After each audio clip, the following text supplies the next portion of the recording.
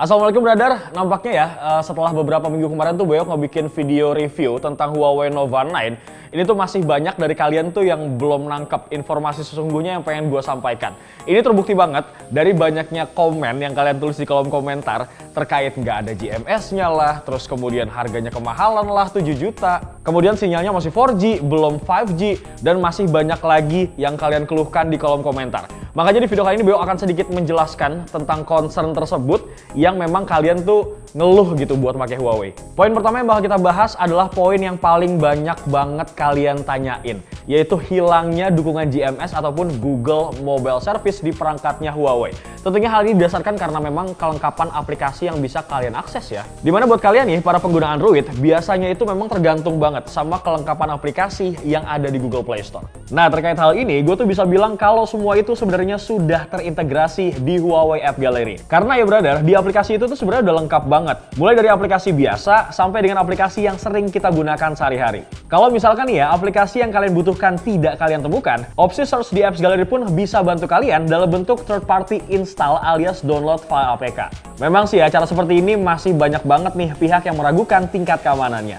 Apakah ada virus atau malware di file tersebut? Tapi tenang aja bro, karena pihak Huawei mengklaim bahwa website ataupun file APK yang direkomendasikan oleh App Gallery itu semua tuh udah dijamin tingkat keamanannya oleh pihak Huawei. Dan telah melalui filter keamanan yang memastikan kalau misalkan aplikasi yang bisa diinstal lewat App Gallery dan juga App Gallery Search itu aman digunakan. Tapi ya kalau misalkan ada aplikasi lain yang berbasis Google yang kalian butuhkan, masih ada satu jalan lagi nih brother, yaitu menggunakan G-Space yang disediakan oleh pihak Huawei yang menjadi jawaban kedua nih. Di aplikasi tersebut, kalian tuh bisa mengakses seluruh aplikasi yang membutuhkan support ataupun dukungan Google dalam penggunaannya. Contohnya misalkan YouTube nih, Twitter, OVO, Gojek, dan lain sebagainya. Jadi sih intinya, meskipun Huawei ini nggak bisa dibilang sudah memiliki akses ke Google Mobile Service, tapi dengan ketiga fitur yang udah gue sebutkan sebelumnya ya, harusnya tuh kita tidak memiliki masalah lagi sih ya, terkait keluhan tentang dukungan aplikasi yang terbatas. Karena tentunya sudah ada di Huawei Apps Gallery yang terintegrasi dengan Petal Search, serta G-Space yang mampu mengakomodir kebutuhan aplikasi yang berbasis Google.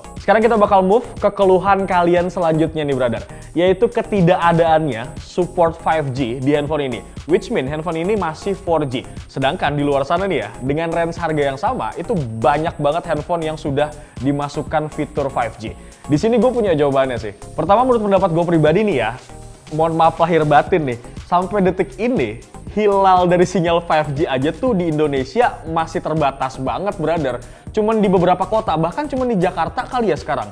Dan di Jakarta pun, kota sebesar Jakarta, itu sinyal 5G-nya juga masih terbatas cuman di beberapa daerah. Makanya gue bilang nih ya, menurut gue penggunaan handphone 5G saat ini tuh masih jauh banget. Mungkin butuh waktu beberapa tahun sampai memang sinyal 5G ini bisa stabil kayak sinyal 4G sekarang ini nih. Bahkan ya, anak kantor Facebook aja tuh masih bisa dihitung pakai jari kali ya. Berapa sih yang udah pakai HP yang udah support jaringan 5G? Gue sendiri pun terakhir sampai sebelum Huawei Nova 9 datang, gue tuh masih bertahan menggunakan salah satu ponsel flagship tahun lalu yang masih belum support 5G. Dan gue sama sekali kok gak nemuin adanya masalah terkait hal tersebut. Malah sebagai user yang masih menggunakan ponsel 4G nih ya, sebenarnya kita tuh malah diuntungkan loh. Karena secara teori, penyebaran pertama 5G itu menggunakan jaringan non-standalone. Dan supaya jaringan 5G bisa beroperasi, jaringan 4G di suatu daerah tuh harus prima terlebih dahulu brother, supaya nantinya jaringan tersebut bisa naik ke 5G. Berhubung nih di Indonesia belum proper banget jaringan 5G-nya, jadi menurut gua buat kita-kita semua nih yang masih still ataupun make di jaringan 4G, itu justru bahkan merasakan jaringan 4G yang paling prima nantinya di handphone kita. Tapi itu semua balik lagi ya, itu pendapat gue pribadi. Kalau misalkan lo semua memang pengen berpendapat lain, monggo, karena kita negara demokrasi, brother. Feel free langsung aja tulis di kolom komentar. Lanjut lagi, brother. Jawaban kedua, ini adalah dari sisi teknis yang memang dibawa sama pihak Huawei. Dimana pihak Huawei mengklaim kalau Huawei Nova 9 ini akan tetap sempurna untuk kebutuhan komunikasi. Karena jaringan 4G tersebut dipadukan dengan teknologi Wi-Fi 6 yang mampu diterapkan dalam waktu yang lama. Terus dari perspektif produk pun, menggunakan jaringan 5G masih sangat berpengaruh dengan performa baterai ponsel yang akan semakin boros bro. Dengan berbagai pertimbangan itulah, gue ngerasa bahwa ponsel dengan jaringan 5G memang belum sama sekali dibutuhkan deh untuk penggunaan harian kita di Indonesia dalam beberapa tahun ke depan. Kecuali ini ya, buat lo semua yang mungkin dalam kurun waktu 5-6 tahun tidak berniat untuk ngeganti handphone baru. Atau mungkin buat lo semua yang sering bepergian ke luar negeri. Nah di luar negeri sono kan udah banyak ya negara-negara yang udah support 5G lebih stabil. Itu mungkin memang bisa jadi bahan pertimbangan masing-masing sih. Dan terakhir nih ya, opini yang sering banget muncul terkait harga dari Huawei Nova 9 ini yang menurut mereka adalah overpriced. Termasuk kalian juga banyak banget nulis di kolom komentar bahwa handphone ini tuh kemahalan. Tapi sebelum kita masuk ke pembahasannya, gue mau nanya nih, apa sih alasan kalian, brother? Karena banyak dari kalian tuh cuman mengeluhkan ataupun komplain ataupun protes, cuman masalah chipset dan masalah ketiadaan GMS-nya aja nih. Sebenarnya terkait GMS kan udah gue jelasin sebelumnya tadi ya, brother. Dan itu sebenarnya bukan alasan lagi sih untuk lo meminang produk Huawei Nova 9. Nah, sekarang kita ngomong masalah chipset. Kalau ngomongin chipset, ujung-ujungnya pasti bakal nge-pull ataupun berujung ke performa gaming sama foto palingan kan?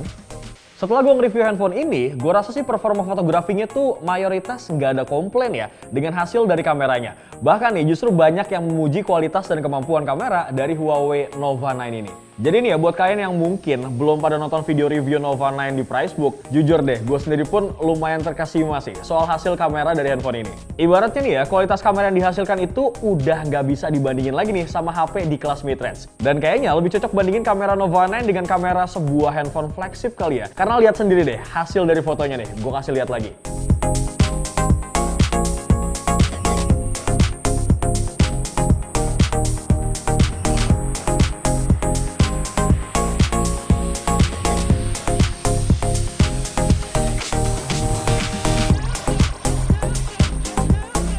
Tapi nih ya, kalau misalkan kita ngebahas masalah performa, gue yakin lo semua pada mengkerut dan menciut. Karena handphone ini cuma pakai Snapdragon 778. Padahal ya, jujur, tanpa adanya desakan dari pihak manapun, selama gue nge-review handphone ini, pas gue taktis main game apapun, itu gue nggak ngerasain kendala sama sekali sih sebenarnya. Karena ya, mulai dari kebutuhan multitasking, hingga pas gue pakai buat main kelas kakap, kayak misalkan Honkai Impact 3, itu game masih bisa dimainkan di settingan grafis rata kanan, dan gue sama sekali belum pernah menemukan adanya frame drop. Gimana nih jadinya? Kemudian ditambah lagi, kita udah dikasih teknologi pengisian cepat 66 watt Huawei Supercharge yang bisa ngisi baterai hingga penuh cuma dalam kurun waktu 38 menit aja. Terus kita juga dapat ekosistem Huawei Super Device yang semakin memudahkan kita nih untuk bekerja. Bahkan kita pun juga dikasih desain yang bukan sekedar ala-ala flagship. Tapi ini beneran desain flagship banget, brother. Kalian harus pegang sendiri deh handphone ini. Biar kalian tuh ngerasain feels-nya tuh enak banget bro digenggam. Tapi ya kalau misalnya lo semua pengen membandingkan handphone ini dengan handphone yang lain di luar sana dengan range harga yang sama, gue pun mengakui sih bahwa banyak banget ponsel di luar sana dengan harga 7 jutaan yang memang menjamin ataupun menggaransi dengan performa yang powerful, tentunya dengan menggunakan chipset Snapdragon 888 yang memang saat ini tuh menjadi chipset terkuat. Cuma ya selain performa, kira-kira apakah ponsel lain menawarkan hal yang sama seperti yang ditawarkan sama Huawei Nova 9 ini? Gua rasa sih enggak. Dan balik lagi nih, semua penilaian dan opini setiap orang tuh pasti berbeda-beda. That's why lu semua at least to respect.